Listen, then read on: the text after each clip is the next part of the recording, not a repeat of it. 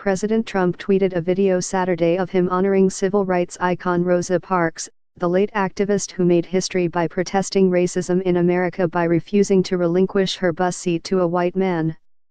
In Montgomery, Alabama, in 1955, like many places in America, laws and policies required blacks riding public transportation to sit in the rear of the bus in a section reserved for people of color and even to give up those seats if a white passenger wanted them. When a bus driver told Parks to give up her seat to a white man, she refused to do so, kicking off the Montgomery bus boycott, which eventually led to the desegregation of public transportation in the city after the bus system lost significant revenue because of Black Americans and their allies refusing to patronize a public transit system that treated them like second-class citizens. Parks, who had a history of activism before the boycott, told the authors of The Thunder of Angels, The Montgomery Bus Boycott and the People Who Broke the Back of Jim Crow. But when that white driver stepped back toward us, when he waved his hand and ordered us up and out of our seats, I felt a determination cover my body like a quilt on a winter night. I felt all the meanness of every white driver I'd seen would been ugly to me and other black people through the years I'd known on the buses in Montgomery.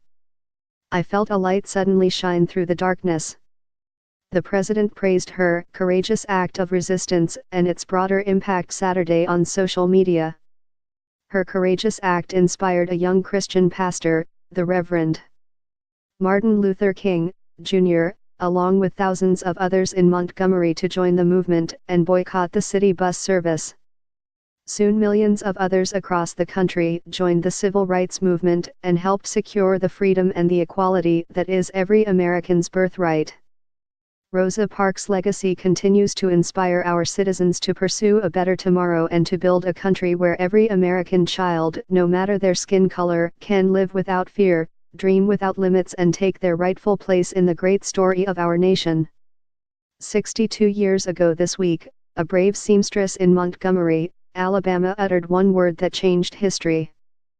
pic.twitter.com/EOVCBCMIKX Donald J. Trump, at Real Donald Trump, December 2, 2017. Trump's awareness of Parks' legacy goes back at least 30 years to when both he and Parks were among 80 people honored at the National Ethnic Coalition of Organizations' first awards ceremony on Ellis Island in 1986 by William Fugazi, Trump's real estate broker, according to HuffPost.